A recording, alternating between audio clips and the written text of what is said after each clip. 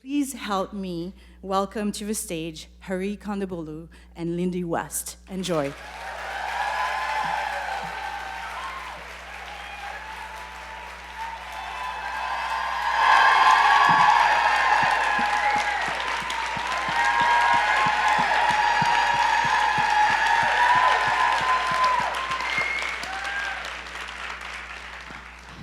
Hi, sorry, that was gross. I just think this is cool. Also, I had I'm trying to be a better businesswoman, and people are like, you should post what you do on Instagram. So, because mostly I just post obviously TikToks that I downloaded and sandwiches that I ate. But I sometimes do actually cool stuff. So, okay, anyway, that was my super charismatic intro. You're welcome. But anyway, hi. Hi. I know that you're hosting, but I just want to say that we have been friends for so long. Yeah. Since we were little children, just out of college, 23, 24 maybe. I think 23 though, right after college. Yeah, it's 23. Yeah. And before we were IRL friends, we were friends on Friendster, because we were in the same friend group, and I don't remember how Friendster worked, but it was it would show you this is your friend's friend, and somehow that was cool at the time. Now I'm yeah, I don't care. I don't need to know anyone else. But at the time I was I'll friend this guy, my friend, and then we were friends. And then now look, we're on a stage in New York City. In front of all these people. All these people came. Yeah. We're on a poster together. We're on a poster together. That someone wanted us to sign. Yeah. We've both been on The Daily Show. That's weird. Yeah, it's weird. Come on, that's weird. It's weird. That's weird. We did it. Well, I mean, again, full disclosure. While doing this interview, I try to be as objective as possible.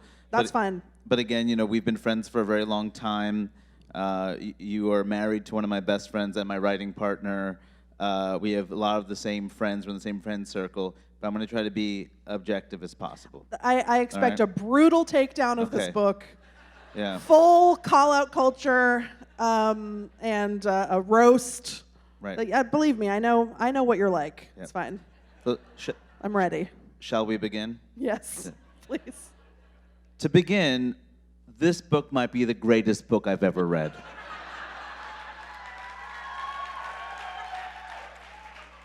And I've read a lot of books. Catcher in the Rye, To Kill a Mockingbird. Whatever your reading list was from the 9th grade, I've read it.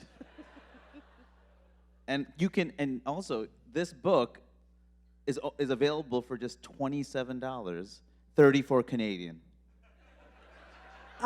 It's a deal. It's the steal of the century. Yeah. I didn't even know that. Is that how much? I mean, that's I'm kind of very flattered by that. Thank you. Well, I mean, I'm worth $27. That rocks. Well, thanks for reading it. Yeah, it was really good. Honestly, it was. You pick up from where Shrill leaves off in a way, just in terms of tone. There's definitely a lot of pop culture in this book and how it's affected you throughout your life. That's something carries through, as well as, you also talk about what it's like to make a TV show, which is, by the way, very good on Hulu. You should watch it. It's wonderful if you haven't. I don't appreciate the sarcasm. Thank you. I'm kidding. Thank you. It is very good. Season 2 comes out, it drops. All 8 episodes drop January 24th. And it's so good. Season 2 is so good. I mean, you talk a lot about how pop culture shaped you, particularly as a young person. And there's a chapter about the board game / movie Clue, and how the 4 female characters in that movie felt like it almost felt like you had to choose between those 4 archetypes, and you ended up going. What was the name of the character? Which? I'm a Mrs. Peacock, obviously. Right. Although then I admit that I am actually a cook. I'm the cook, Right. who has no lines, and then is instantly murdered. Right. And then you talked about after that, getting older, watching Reality Bites, and you have to choose: am I Winona or am I Janine Garofalo? And you went with. I'm Janine. Right. Except, like, again, I'm not Janine. Like, even Janine Garofalo is like a tiny little beautiful movie star. You know what I mean? Like, the movie in my brain set up this dichotomy between like perfect Nightingale woman and then like sarcastic vintage dress woman, and I was like, well, I'm sarcastic vintage dress woman, but again, not even that. I'm the dead cook. Very sad. But I saw Janine Garofalo. I was doing stand-up with her on Monday, and I mentioned that Must to her. be nice. And but she was incredibly flattered. She was very. Well, I truly love her so much. So please. She read Shrill, and she said she loves it and is going to try to see you this week. What? Yes. Why? She should tell me that. I don't know her. I would love a call anytime. You can give her my number. This chapter, the chapter about Clue and Reality Bites, it's really about what it feels like to be narrowly defined by pop culture, and as a young person, having to figure out who you are of the limited number of archetypes that they give you. In this era now, the era of Shrill, what is different? Where not to say that progress is complete, but how have we progressed, since you were 15 in terms of pop culture? I mean, it feels pretty vast, the difference, don't you think? I mean, and I feel like I should acknowledge, as this is a huge part of your work, also talking about limited representation and critiquing that, that certainly as like a white lady, there have been, there's a, relatively speaking, obviously no one gets the awesome deal that white guys get, but as a white woman, relatively speaking, there is a fairly robust degree of representation. But as like a fat white woman looking to see yourself somewhere, or especially as like a girl looking to see yourself somewhere on TV and identify with someone, there was almost nothing when I was growing up. It was like, I wrote about this in Shrill. There was like Ursula the Sea Witch, or like Mrs. Potts the Talking Teapot, and like those were my role models. And certainly the field, because of the work of people like you, people who have been forcing these conversations for a long time, and people who have been forcing their way into the decision-making roles in Hollywood and establishing their careers, and a lot of hard-fought battles. Certainly there was no Melissa McCarthy when I was growing up. There was no A.D. Bryant when I was growing up. And there was no like Nicole Byer, and I feel like definitely it's really exciting. It feels different now. There are fat women in lead roles on television, one of which I got to create. But I do have to say it's kind of similar to like plus size fashion, where like, okay, there are like 8 online retailers where I can buy like a pretty cute dress. And that feels incredible because like when I was in middle school, I had to go to 7th grade dressed like a businesswoman because, there was just the basement of Macy's. So that feels like a victory. However, it's like 1% of the market. I can't go to the mall and buy an outfit still, even now. And similarly, if I turn on the television, 99% of the women on television still look like the women looked on television when I was a kid. That beauty standard is still there, but I do feel like we've made progress, and it feels like there's momentum. I went out and I sold this TV show. And I said the word fat 8,000 times in every meeting, and I said the word abortion 8,000 times in every meeting, and like the meetings went well. you know? So that's encouraging on some level, you know? Even if it's like in a cynical way, like someone in some boardroom was like, you know, like fat chicks sell these days or whatever. Like, I'll take it. I mean, I think that's a very big point, because the move towards diversifying our screens, it's not charity. It's not the result of this is the right thing to do. And we can't fool ourselves into thinking that. What it is there were battles that were fought in order to prove that we were economically viable, right? The internet gave so many marginalized voices a chance to put videos online, to write blogs, for things to go viral. And then all of a sudden it's like, wow, this Asian person I've never met has 3 billion followers. We want their money too. Right. And so they give this person an opportunity on a platform, and that's how like so many people have gotten their opportunities, is because, you know, if you're a white dude, immediately you have potential. You're seen as having potential. If you are not that, if you don't fit into a narrow definition of beautiful or potentially successful, you have to prove it. You have to prove your numbers. And at least in this era, there are analytics that prove like this is how much they're drawing in. And since we're not in the era of like 3 networks where everyone wants to get the biggest piece of the pie, everyone's happy with a piece of the pie. Like, we have something. And as a result of that, like, you know, they want to work with us. And like, I'm grateful for that. Like, I'm happy, but at the same time, there's a bit of bitterness in it, because it's like, this isn't because, and this isn't universal, but for so many people, this isn't because you like me. It's that you know enough people like me where you can get some of the money I will be making. Right. Like, also the idea that, like, if someone gave you a TV show, it would just be for South Asian people to watch, and white people could never possibly enjoy it. Right. You know, like, that's such a bizarre framing, as though you're not like an incredible comedian who makes great work. I don't know. You know, and it's there's also something so gross about. And well, it's also capitalism. this assumption that like Obviously. white people have to like it. You know, that idea, like, you know, if you're making a show and it's like white protagonists, you know, it's like, okay, white people, we'll get white people to like it, and then anybody else who comes on, right? And when it's not like a certain like cis straight white male perspective, it's like, how do we get those people to like this for the numbers? And you know, do you feel any bit of that like annoyance or frustration at like, this is what it took? Or at this point, is it like, wait, we're here, we can't like dwell on that? I don't know. I mean, I'm pretty grateful to have a TV show, and I love it very much. And thank you to Hulu and Warner Brothers. No, I mean, like, yeah, it sucks. Like, the whole system sucks.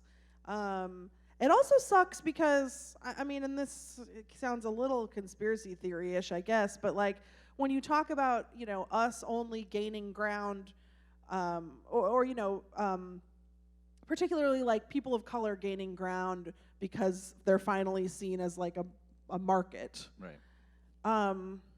That's a scary precedent to set in a country that is like actively trying to impoverish people of color. You know what I mean? It like is actively trying to make people into less of a market, you know? Like, to absolutely like entrench poverty and inequality. And like, that's a big leap between those things, but there is something bone chilling about it. Like, when capitalism is the foundation of your you know, ethical choices, that's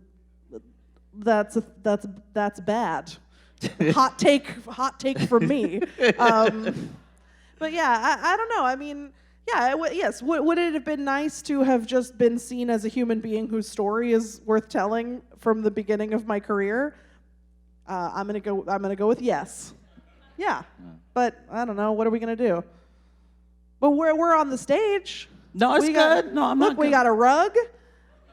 We got free water. I mean, look, as soon as I get a TV show, I'm not going to bring this up again. But I'm just saying, for the time being, I'm allowed to be bitter. No, but I mean, and also, like, and I'm not just saying this No, never mind. It'll sound like I'm just saying this. Well, whatever. Like Hulu's been fucking rad, like, in making this show. Like, the fact that they let me put an abortion not just in the show but in the pilot, and then have the main character at the end of the episode be like, oh man, that abortion I had earlier, I loved it.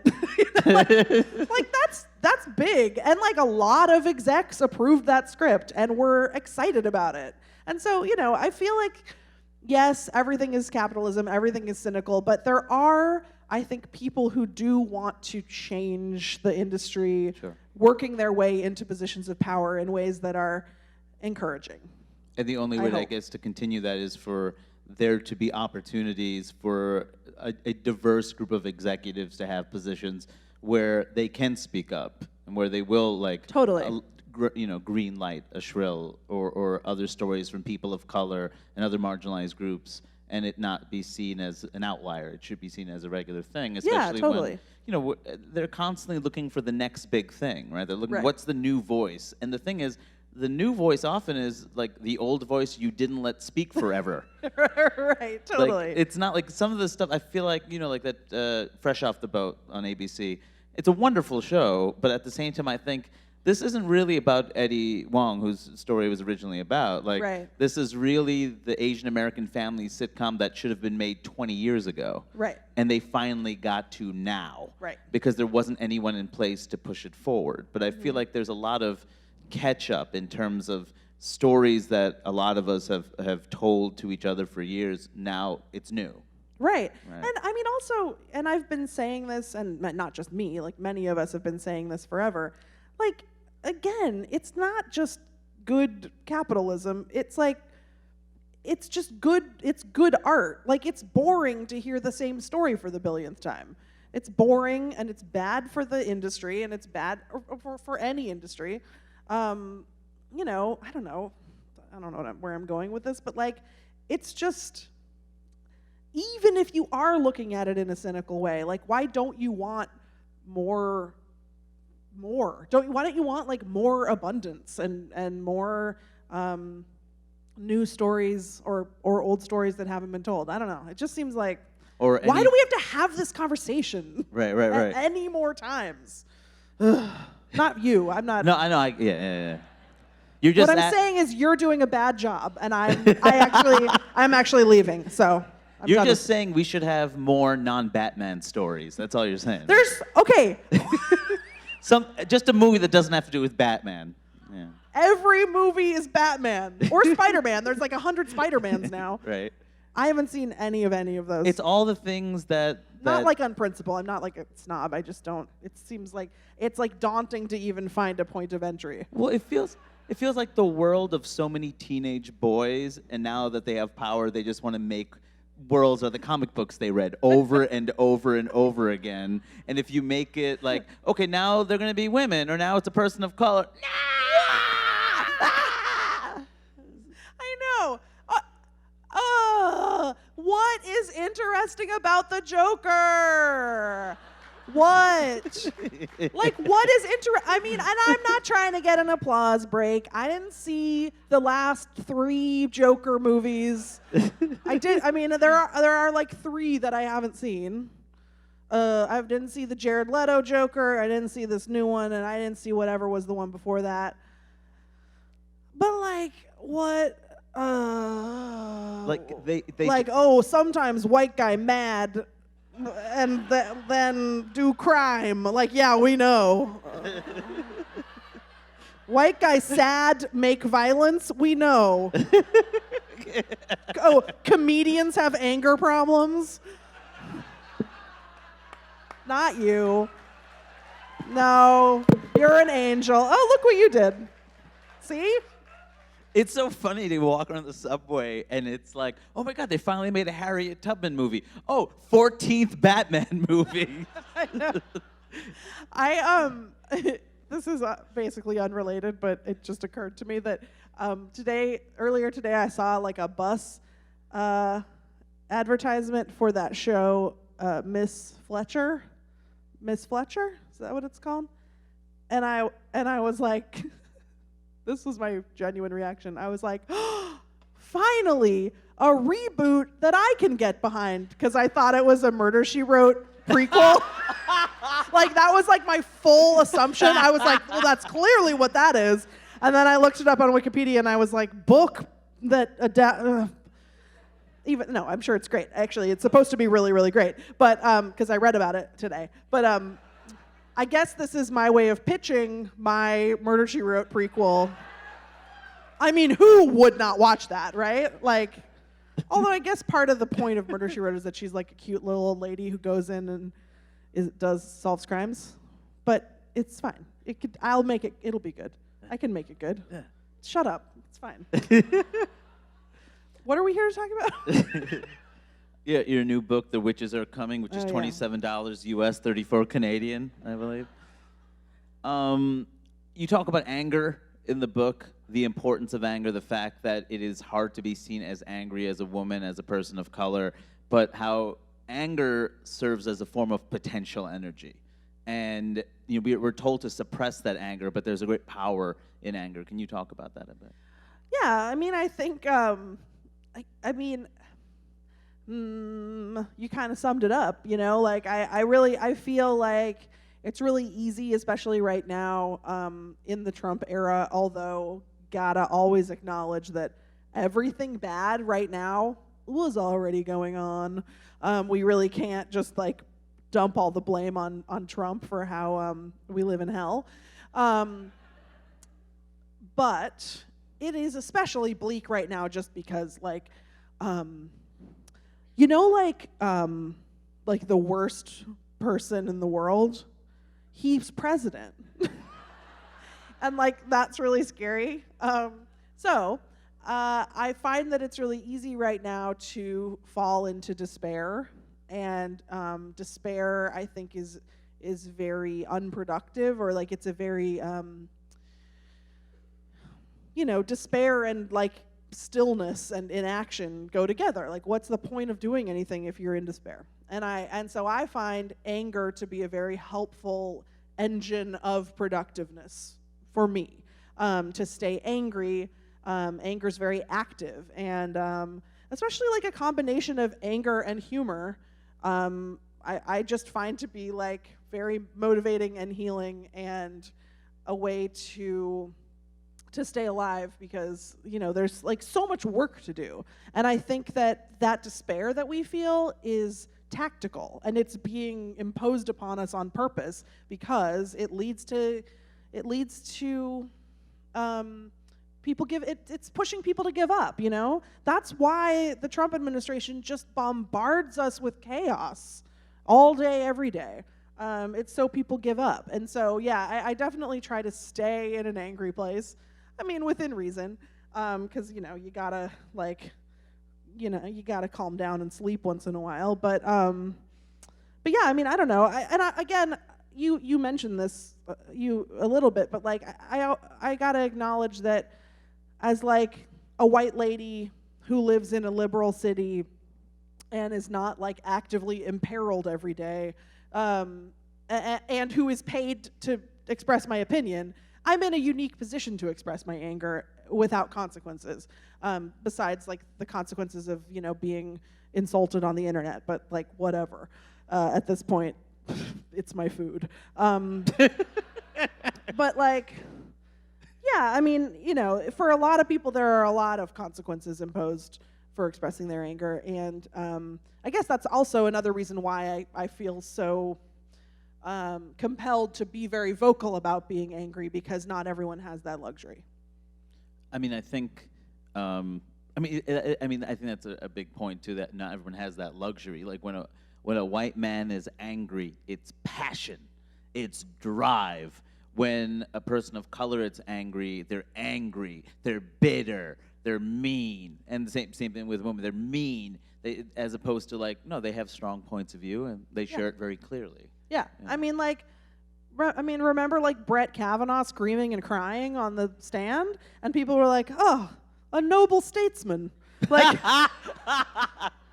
filled with passion. Oh, what a lovely little lord who should rule over us. Like, okay, guys, that's not fair. And I also, a thing that I say in the book too is if you kind of reverse engineer it, you're like, like, okay, if this entire society is trying to suppress our anger and stigmatize our anger and insist that our anger is working against us and we can have everything we want if only we're nice and quiet and compliant and say please and wait, what's the deal with that? It's almost as though our anger has some kind of power that they're afraid of. And I think that that's really true. And again, not everyone has the luxury of expressing their anger yet right now, but I think it's something to keep an eye on for the future, like how can we empower people to express their anger in ways that are safe and constructive, because the establishment or the patriarchy or whatever you want to call it is afraid of our anger for a reason. Quick side note, so in about a little bit over 20 minutes, we're going to open it up for Q&A, so if you have some questions in mind, just kind of, there'll be mics on both sides that you can go up to them and ask Lindy questions.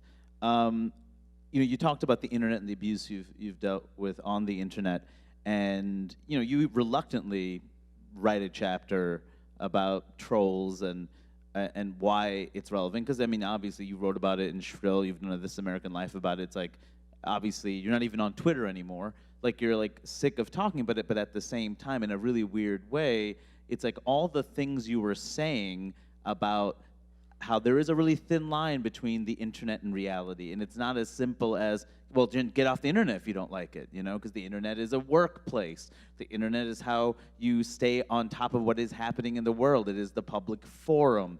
It is for an artist a way to stay relevant. This is, you kept saying this is real and there are consequences, and then, the 2016 election happened, and you were right. Is there, because it's a weird thing to say, because on one hand, I'm sure there was a little bit of like, oh, I was right, but on the other hand, we're all fucked. So how do you, is there a weird feeling inside your stomach of like, this is what I was telling all of you? Yeah, I'm like absolutely livid. Also because, by the way, there are lots and lots of like white men with podcasts who are now making millions of dollars like roasting the alt-right, and it's like, where were you guys? Like, oh, is the alt-right bad? Like, oh, I can't. Like, the way that like white dudes are profiting from the resistance is very disturbing, but congratulations, guys. Like, some of us were sort of on this tip in 2012, and you guys were calling us snowflakes and making fun of us for having our feelings hurt on Twitter, and now, okay, whatever, I'm subtweeting with my voice, but anyway, also I think another aspect to this that I can't remember if I got into in the book or not is like, if you want evidence that the internet is real life, like people from 4chan are committing mass shootings. Like, the idea that like the idea that like there's no connection between Elliot Rodger going on fucking whatever message board and being like, I hate women and I'm gonna shoot them, and then a bunch of other boys being like, haha, lols or whatever, and then he does, but somehow I don't even know this is such a ludicrous sentence to even have to say. Those are obviously we should take these people seriously when they create a racist, misogynist hate movement. Just because it's happening on Twitter in no way makes it not real. Sorry, it's a communication tool and people are communicating. The Nazis are communicating and the mass shooters are communicating, and it's like wild that we even have to talk about this. I mean, there was like a guy, I don't even remember, there's been like more than one. There was like a guy that like killed his parents because to like own the libs, you know, like it's like Jesus Christ, you know, some like alt-right guy who's like mad because his parents voted for Hillary or something. Like these things are happening, and yet we still have to have conversations about whether or not the internet is real life. I don't know, like, is the telephone real life? Like, I'm sorry, I've gone off on a. No, I mean, I'm just like, I guess you asked me how I feel about, because like some of us were writing articles in 2012 being like, hey, just happened to notice that all the people who are getting harassed on Twitter are women, people of color, trans people, and sex workers, and that seems like maybe not everyone's getting razzed indiscriminately like you're saying. Maybe there is a political agenda to this. Lo and behold, over the last 5 years, 7 years, all of those different groups that were harassing marginalized people on the internet fused into one monster and then elected a king. And now I just want to say thanks to everyone who made fun of me for being a snowflake who couldn't handle a little bit of trolling. I mean, because so much of that was in addition to the impact it was having on individuals, the impact it was having on marginalized groups. It was the idea that, wow, this is an effective tool for recruitment. Before Twitter, you had all these racist web pages, but it increased because now all of a sudden, because those racist web pages and forums, that's like almost within their community. The second you go on Twitter and you start engaging in discussions, you're drawing out a larger group of people into your movement.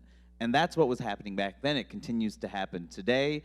And so, there's a reason why Russia invested so much money in trying to hack the election, and why, I think it was called The Great Hack, that documentary that's on Netflix right now, about Cambridge Analytica. I mean, the idea of this data is very valuable. You are able to influence people who haven't made up their minds, who are vulnerable to the idea of, like, I am broke, it's their fault. It's their fault. Like, this does have impact. So I'm glad we're talking about it, but it's a bummer that it's, right at the end of the film of the Earth. Yeah. I mean, what are you going to do? Like, I'm not like, look, it's not like I'm going to sit here and be like, if only everyone had taken my Jezebel article seriously in June 2012, we wouldn't have climate change. Like, look, I'm not delusional, but, there are, this is just another manifestation of the systemic inequality that, some people are taken seriously and some people are made fun of, and maybe that's not a good system. This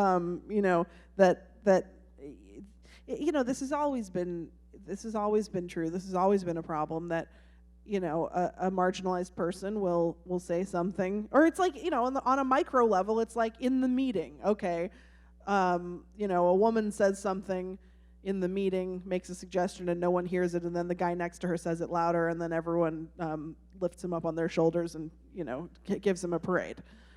This happens on a large scale, on a macro scale all the time too. And just saying, maybe we shouldn't have it be like that. Could you tell someone that we shouldn't have it be like that? I'll talk to the other men. Thank you. But well, I'm certainly guilty of, this is something I've always felt terrible about, but I think I was one of those people too, that when you were dealing with the early stages of the harassment, I was like, well, I don't get it, Lindy, why don't you just stop using the internet for a while? Or like, why do you gotta read it? And then I made the documentary, The Problem with Apu, and then I started getting death threats. I had to get extra security at shows because people wanted to kill me over a cartoon character, which wasn't the kind of martyrdom I'd hoped for, really. But, and then I'm like, oh, that's what she was saying about, oh, I get it now. It just took a few death threats. Right. And it's like, for me, I always felt like, if you've never experienced death threats, it gives you this nagging feeling of, maybe I should keep an eye on these death threats. It's easy to be like, you should turn off the computer, but I kind of want to know if someone's like, I'm going to come to your house and I'm a sniper. This is a message I got once. I'm a sniper, and like I'm gonna come snipe you because I'm mad about a movie review that you wrote. And the reason why I couldn't just turn it off is A, that I shouldn't have to, but also B, I just kind of want to have a heads up about the sniper. One time, I got something that said, "Next time I see you, you're going to be eating one of these," and it was a picture of a bullet. And Facebook said it did not violate their standards. That's nice. Fucking algorithms are racist. What? Algorithms are racist. That is very cool. It reminds me of the first time I ever, well, maybe not the first time, but a very early time that I got trolled. It wasn't even really trolling. It was more like I angered an online community. And what happened was I was assigned to write a review of the lunch buffet at a strip club. We put this in the show Shrill. A lunch buffet at a strip club in Seattle. And it was a long time ago, and I probably, I wouldn't go read it. It's probably, kind of regressive and not very well done. But I wrote this, jokey article about it, and about, my discomfort being at a strip club on a Tuesday eating Panda Express, which I think is partially fair, but partially me being afraid of sex because I it was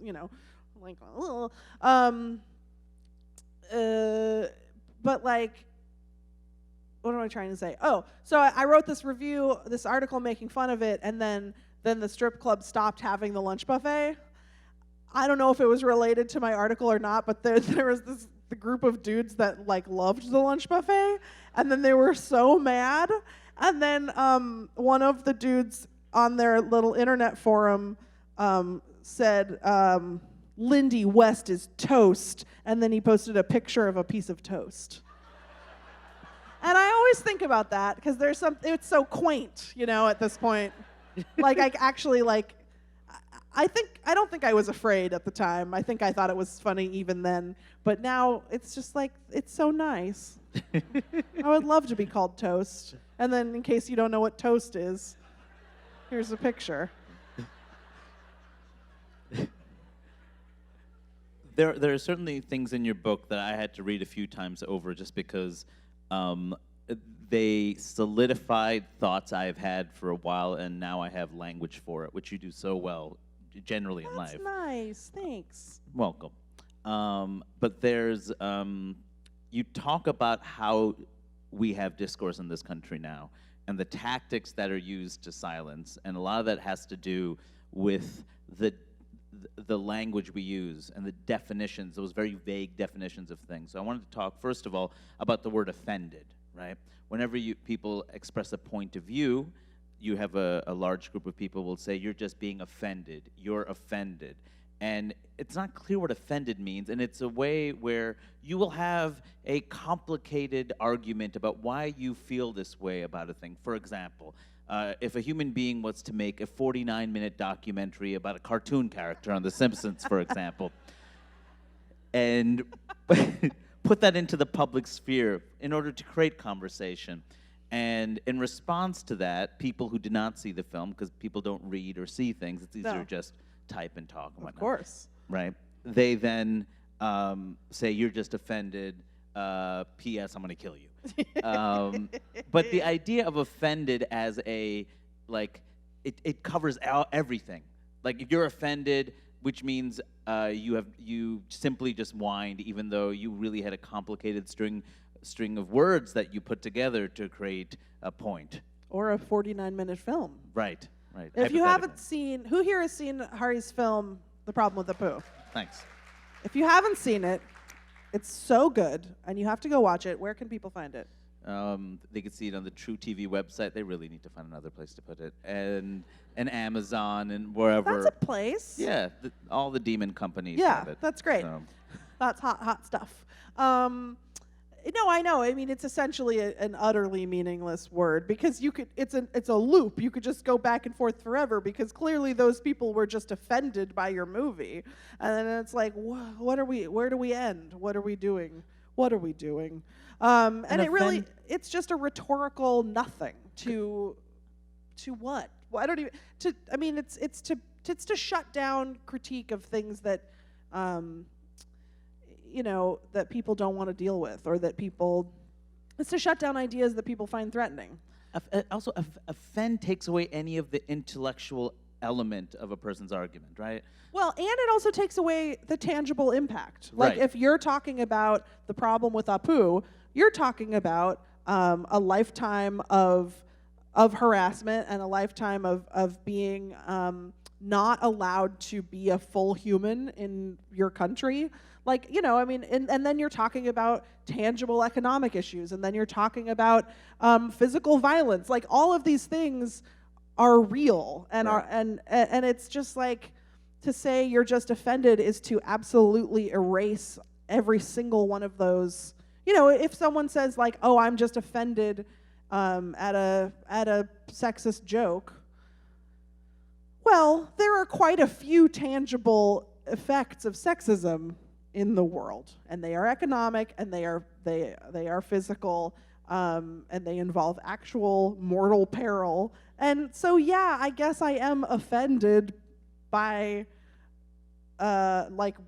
women being murdered, and so by extension, I think it's okay to at least raise the issue of, should we be like having some chuckles about this on a Tuesday night at an open mic? I don't know. It doesn't seem like that bad of a thing to say. But I mean, there's also, and you talked a great deal about this in the book, that the idea of caring about something and fighting for it earnestly, and saying that something made you feel a certain way or has a negative impact, it's almost seen as uncool, and it looked down on. You're allowed to have those feelings, but don't express them. And it's that kind of loop of apathy and what is and is not cool. That's part of what holds us back. Right. Also, like, it's a double standard again, because it's like, oh, you're allowed to fight earnestly for comedy, but I'm not allowed to fight earnestly for equality and justice. Like, why? You're allowed to just, and I'm luckily not embroiled in these conversations anymore, but when I used to fight with comedians all the time, it was always like, you're crying because I wrote a blog post. Like, why?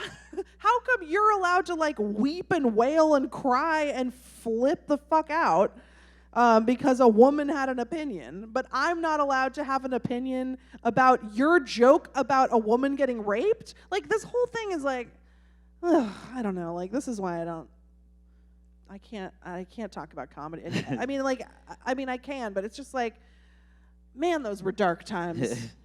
But now, I mean, you still talk about comedy all the time, and Sure. you're like on Twitter and stuff. Is this still going on, or is it better? I bailed. I I don't know. honestly just tweet show things and a couple of things and just get off there, to be perfectly Yeah. honest. And I'll check how my numbers are, like gotta maybe check the numbers. 10 or 15 times every 2 minutes. But other than that, I'm not really engaged in the platform. But I guess, again, the bigger question is, even outside of comedy, this rhetorical device of like, that's politically correct, another empty phrase. You're just offended by it. How do you avoid that? Because that's used in real life too. This is another example of political correctness. I shouldn't say in real life. The internet also affects real life. But No, whatever. outside of that sphere, it's like, I don't care if you're offended. Who cares if you're offended? It's like it's a non-argument. So how do you work around that in order to have a real conversation? I don't know. I mean, like, is it possible to have a real conversation with a person who is arguing in such bad faith that they would use an argument like that? I'm not sure. I mean, of course, like, I say that, okay, but I do get emails from people that are like, you changed my mind, which is like stunning. And so of course it is possible to have actual communication and human connection with people who disagree with you. And I think, I don't know, I think that, I don't know, it's just, like, okay, so say you were at Thanksgiving dinner or whatever, and your dad was like, ugh, these snowflakes, they're all so offended by everything. What do? I guess you could like very patiently talk about the real world consequences of whatever the snowflakes are mad about. But like, I don't know. Sometimes I feel like I don't have a good answer, because this is essentially what this question is like, how do we communicate with our Trump voting relatives, or you know, how do we fix the partisan divide and save Earth? And like, I don't know. Right. But I mean, I think that there's something to be said for really like holding the line. You know, I think that when you express a viewpoint and stick to it, no matter how mean people are to you about it, people notice that. And you know, I think that not everyone is arguing in bad faith. Some people have just been fed bad information. And I think, at least for me, like repeating myself over and over and over a million times has been effective. Like just writing the same article 1,000 times, being like, no, political correctness is not real. I've probably written like 20 of those.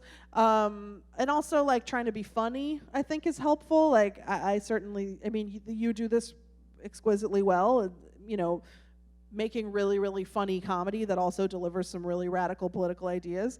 That's a really good way to get people to swallow something that they otherwise would shy away from. Do you feel like you're finally getting your due as a comedy writer? Because I feel like for years you were called a feminist writer, which, you know, obviously you are, but at the same time, it's as if people see feminism and comedy as if they can't be the same thing, as if like they're mutually exclusive, which is not true at all. So do you feel like finally with the TV show, with the books, people are finally seeing like this is a comedy writer?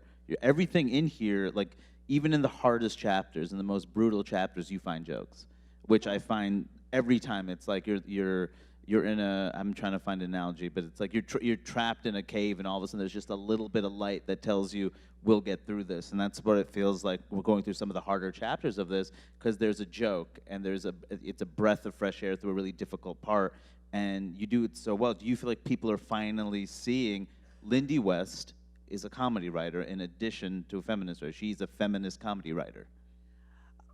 I hope so. I mean, I certainly hope so. I mean, like, all I've ever wanted was to write jokes, and that's all I have done this whole time, just been writing jokes, and then getting yelled at for being, like, a feminist bitch. Like, okay, by no one who has ever actually read anything I've ever written. But I don't know, this is, like, one of my major hang-ups. You know, I'm like, probably if people watch Shrill, if people who don't like me and think that I'm the anti-comedy, which I get called a lot, or I used to at least, watch Shrill and think it's funny, they're probably like, well, 80 probably wrote all those jokes, you know, like, because we have a writer's room. So I'm sure that, like, if people are determined to think that I'm not funny, then basically I will get no credit for the things that are good about the show and all of the blame for the things they don't like. So that's fine. But yeah, I mean, at least, I mean, I can say one thing is I feel more confident just calling myself a comedy writer now, because it is like incontrovertible. So that's the word, right? We can go with it. It is just a fact, because I write a comedy show and I am a comedy writer. Whereas I used to be kind of scared to say things like that, because it could be disputed. You know what I mean? Like, because I was always, I was a film critic, I was a feminist blogger, God forbid. I was a political columnist. I mean, I still am, and then I was an author and a memoirist, and I always approached all of those things, every single one, from a standpoint of humor. But now, yes, there is literally a comedy show that I made, and I wrote the comedy. I am the comedy writer. Whether people believe that or not, and I don't really care, because it just is true. Yeah. I don't know. Did that answer the question? I forgot. Yes, it did. So we're going to open it up. Thank you for always believing that I was a comedy writer. You've always been very. What is the truth? Thank you. We're going to open it up to Q&A. So where are the microphones right now, right? We have on both sides. So if you line up and ask a question, feel free.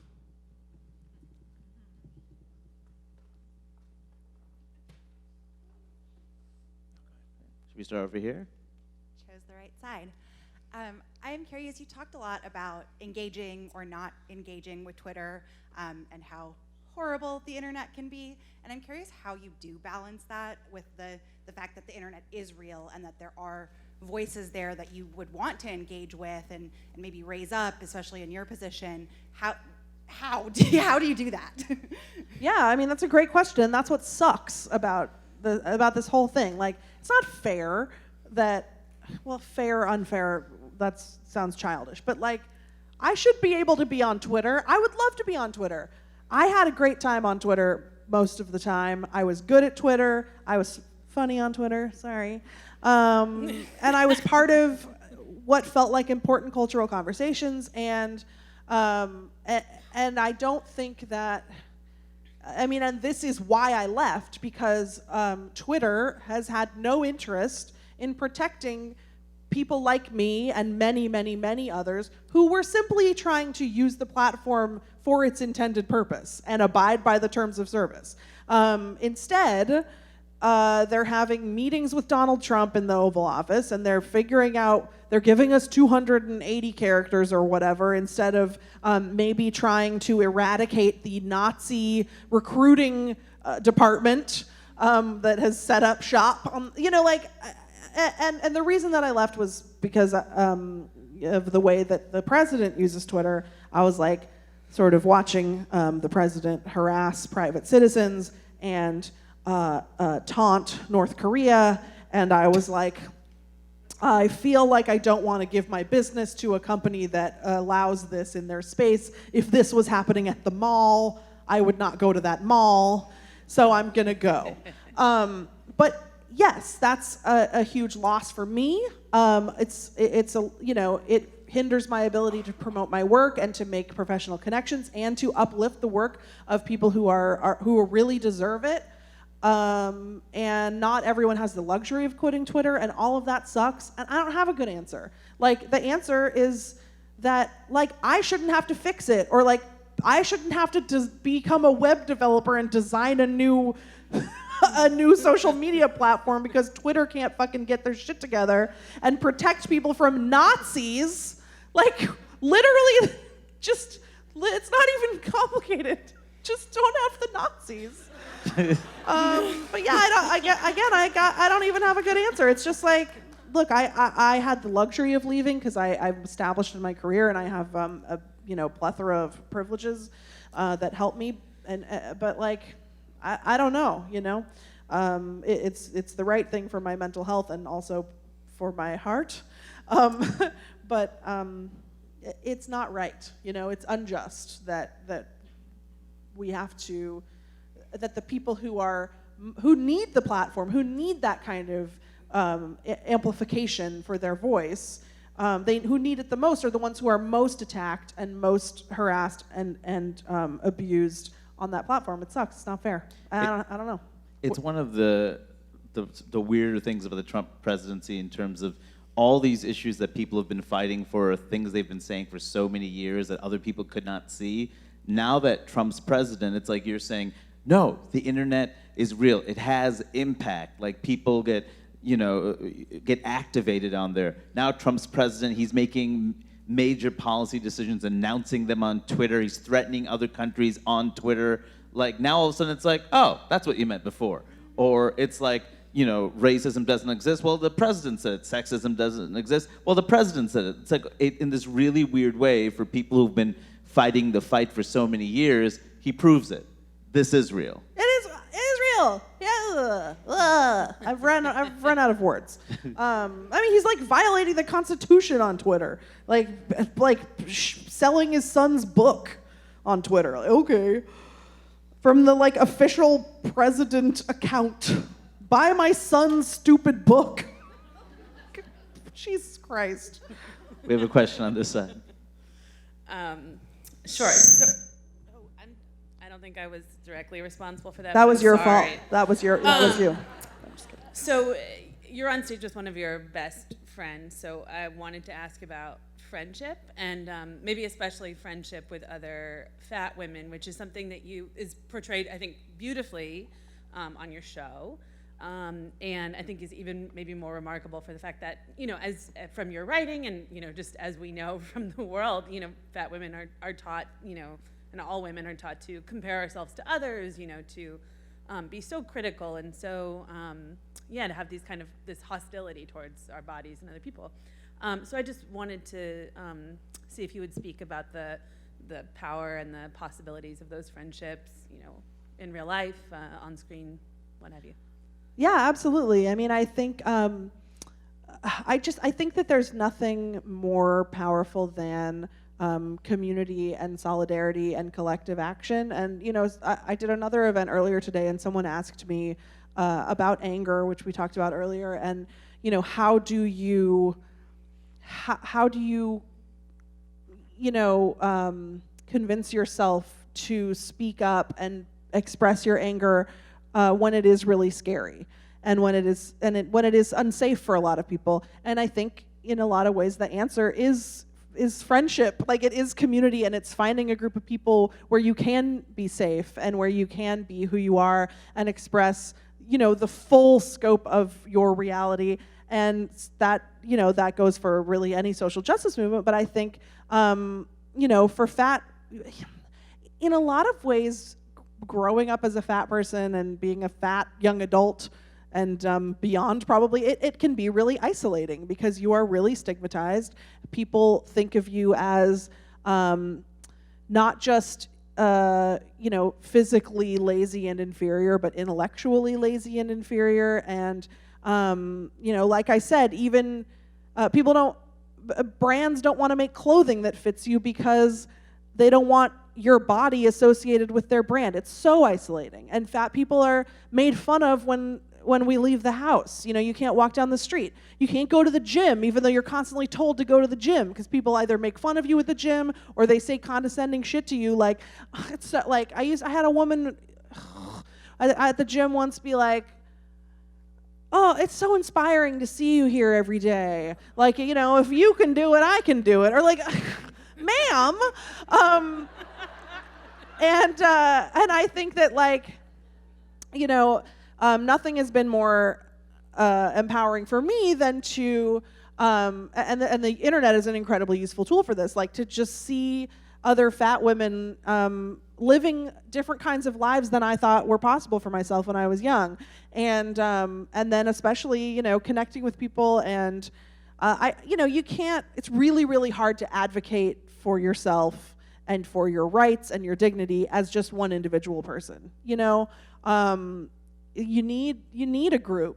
It's really, really easy to shout down and shut up one individual.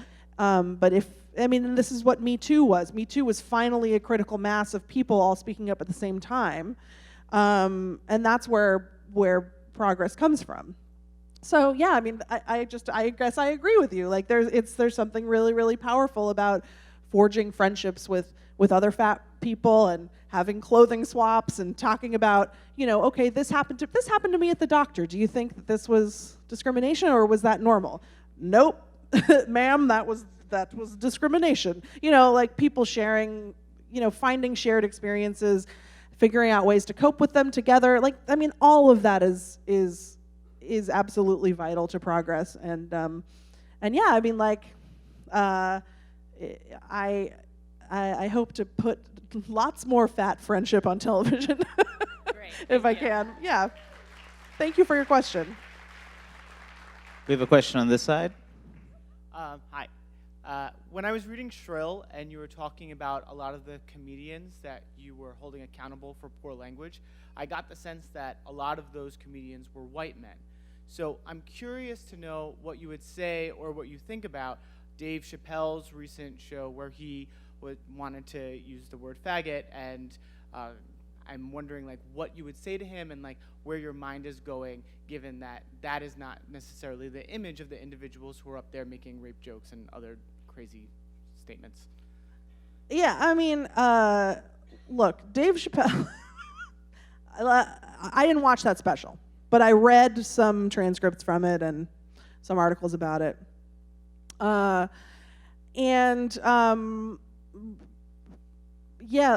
I mean, I feel like Dave Chappelle had a rough time and then went to his like compound in Iowa or Ohio or wherever he lives, and then maybe didn't engage with the discourse for 20 years or so. And you know what I mean? Like, it feels like, oh, no one has like given this person notes in a long time because they are very famous and very powerful. And you know, it feels like, and this is the same for the white guys that I write about, for like Ricky Gervais and Adam Carolla, and who, you know, these people who reach a certain level and they stop being permeable and they stop being self-critical, and they kind of silo themselves in fame and power, and they age and they get behind. You know, I mean, like, I think it's really unfortunate and it's really disappointing, you know. And again, like, you know, I'm also careful, like, as a white woman, it's really not my place to do like takedowns of people who have been really, really important to communities of color. Like, I don't want to be that white lady who's like scolding Dave Chappelle. Like, you know, I think it's a really complicated maneuver, but yes, certainly every quote that I read from that special was like absolutely like beyond okay, and in a way that was really sad, because I do think that Dave Chappelle used to be a really, really important radical voice and really, really funny, and like that's another part of it. It's like, wasn't even funny, you know. I mean, not that there is a funny version of any of that material, but I don't know. I mean, you probably have a nuanced take on this. I think, yeah, it's not. I guess the answer is I don't hold Dave Chappelle to a different standard than I don't know, who are the white guys that I hate. I just think Let that be the name of the third book. What? That The should white be guys that I hate. who are the white guys that I No, hate? I mean, this is why, you know, this. Sorry, I'll stop talking in a second. But like, it's really sad because people are choosing to become irrelevant. People are choosing to people are choosing to what's the word I want? Like, to make themselves obsolete, you know, because they don't want to let new ideas in, and they don't want to listen to young people, and they don't want to pay attention to where progress is moving. And I think that's really sad. And I don't think that it's going to work out. I mean, Dave Chappelle will be fine. I'm sure he has millions and millions of dollars, but like, it's sad. You know, I hope that I keep learning and growing until I'm really old. Unless I like get my shit together and can like retire like a normal person, but like, you know.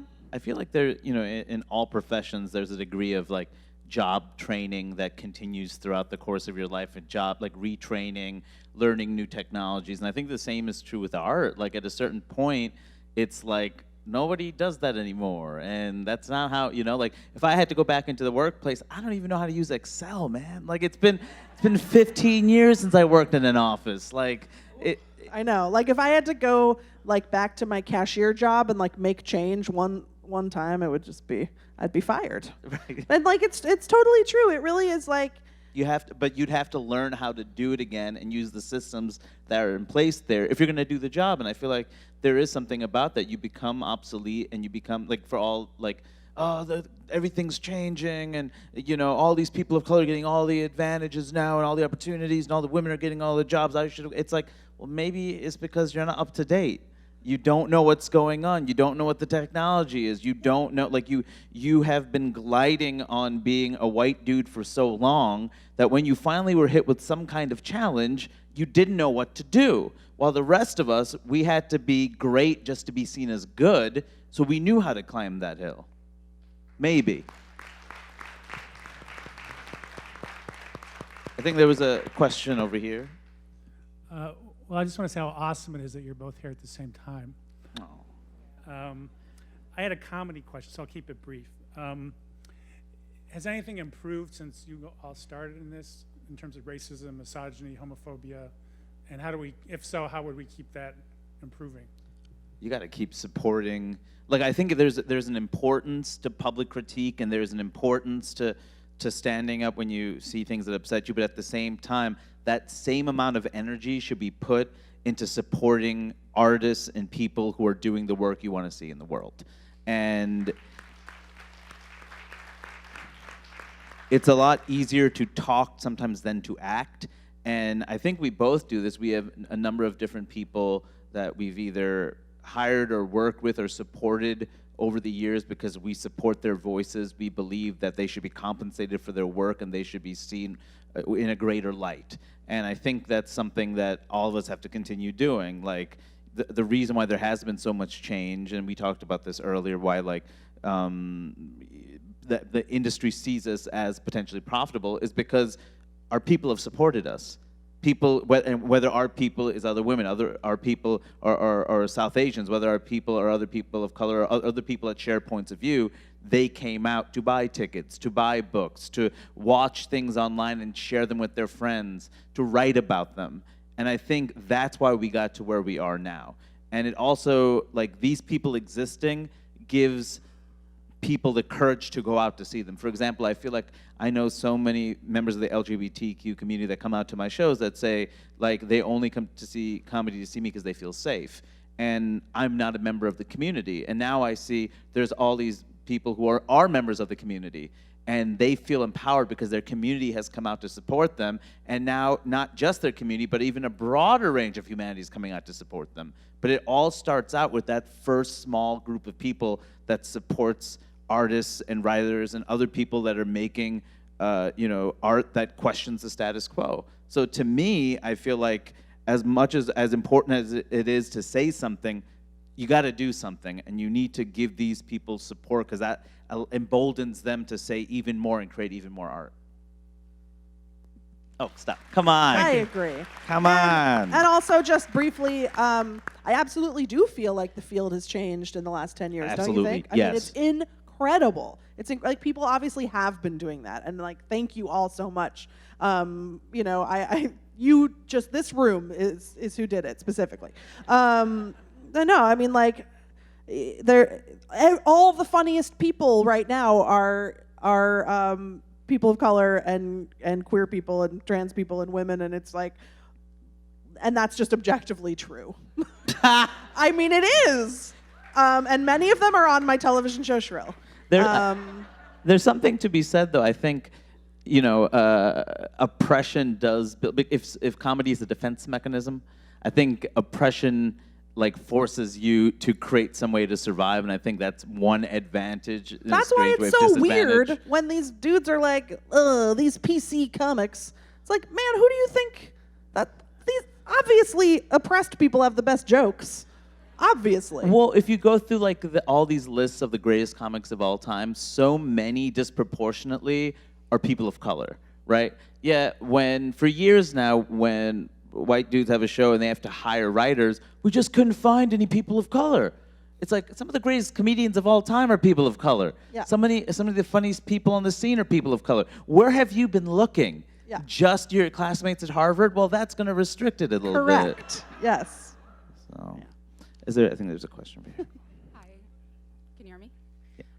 So first of all, I just wanted to thank you, Lindy. I'm someone who's lost between 70 and 170 pounds 8 times over my life, and I really appreciated your point about coming out as fat and just being like, this isn't transient, this is just who I am. But my question was, I think one thing that I struggle with the Me Too movement is it seems to me that the voices that are being prioritized are those of conventionally beautiful women. And so when I think about the women who have come out about Matt Lauer or about Harvey Weinstein, or for example, now Gina Davis has this wonderful project, and Gina Davis is a goddess and I love her, but she started out as a Victoria's Secret model and being half naked in Tootsie. And so it just seems like these important things that are being said and taken and being listened to are those by the same people who benefited from the system to begin with, and I was just wondering what you thought about that. I mean, pretty people always get the stuff first. It sucks. It's not fair. Like, for sure, you're totally right. I think that, and you, like, it's so gross. Like, the way people talk about, like, Bill Cosby's accusers, where, some of these assaults happened a long time ago, and people are like, her, Donald Trump said that about, I'm blanking, but, All of them? like, she's not my type. Like, the idea that, that sexual assault and predation have something to do with hotness. And of course they don't. Of course these things happen to everyone, no matter what you look like. And that's a really toxic idea. I don't know the answer, The solution is obviously a long game. It's like work to dismantle conventional beauty standards, talk about these things, call these things out, talk about them into a microphone. When you hear someone say, I don't even want to say some of these sentences out loud, but, when I was in the thick of, writing about rape jokes at Jezebel, I got probably a million different versions of, like, why do you care about rape? No one would ever want to rape you. Which is like, sorry that I just said that to all. Trigger warning retroactively. That's not how that works. Sorry. But, obviously that's an absolutely destructive and disgusting idea that doesn't, that's not going to, that's counter to progress. But I don't know I don't know the answer. The answer is just to, like, keep chipping away and keep calling out these kind of toxic things and making sure that we're not letting the same systems of privilege and power control our attempts to dismantle those systems of privilege and power. Everything just takes work and being cognizant and being diligent. And I wish I had, like, a more constructive answer besides. But I think you're absolutely right, and it's really discouraging, and but I think for one thing, I think it's normal for people to make jokes like that, like, really, her, and that's a really easy thing to call out anytime you see it at the dinner table, at the club, at the bar, on Twitter, wherever. I think as someone who has been dumping ideas into the internet for a long time, I can say that I have seen those ideas eventually kind of seep into the groundwater, and communication does work eventually. But yeah, it sucks. I don't know. I don't even have like I said, I don't have a good answer, except that it sucks, and the world sucks. And like I said earlier, we live in hell. Was there one more question? Last question. Hi, I just wanted to thank both of you for being here, Hari for being a good friend, and Lindy for always being unabashedly yourself. I remember Jezebel launching, so I've been reading you for a long time. But I've actually, through the years, had one of your articles sent to me on multiple occasions, including by both of my brothers, and they just wanted to know, well, I want to know, what did love actually do to you? And may I keep it as my guilty pleasure? And or what are your guilty pleasures that you've kept through your evolution? Okay. Look. Writing is a job that I have to do to pay my rent. And so sometimes you have to do hard things, like rewatch Love Actually and make fun of it real hard, which I did at Jezebel. And in a heartwarming twist, people some people really enjoy this article, and they post it every holiday season as a tradition, and I greatly appreciate that. But I do feel like I get miscast as, like, an obsessive Love Actually hater, when really, I don't care. It's fine. It's fine. I don't know. It's like, it's fine. I watched it, and I wrote down what I thought, and I roasted it for fun and money. And people love a good roast. But truly, I don't think that Love Actually, is what brought us Trump. Like, I don't have any like big picture grudge against Love Actually. I don't think that people need to stop watching it. I don't even believe in guilty pleasures. I think you should wholeheartedly enjoy Love Actually. I almost exclusively consume things that are bad. I watch almost nothing but, guys' grocery games and Naked and Afraid. And that's not an exaggeration. I only watch. It's true. Hari stays at my house when he comes to Seattle, and he has witnessed me sit on the couch for 10 plus hours and watch Naked and Afraid after Naked and Afraid. To be fair, you're complicit. I brought it into the house. So, I have no stones to cast, and everyone should watch their goofy Christmas romance movie. But, and I will happily roast Naked and Afraid. In fact, I am obsessed with it now. And and also, this is a great segue into saying that my next book is, there's the Hachette team signaling to me to please plug the fact that my next book is a whole book of those movie reviews, including the Love Actually review. I will be rewatching all of our guilty pleasures and favorite movies, and I will be roasting all of them to a crisp. Tentatively titled Shit Actually. And okay, that was a great market research because I was not sure about the title. And I believe it's coming out winter holiday season 2020. So get ready. I'm so sorry in advance. If you want to email me a movie that you have a grudge against, I'll put it in there to make us even, or something. Anything. You just let me know. Just send me an email. So thank you all for coming to this wonderful event with Lindy West.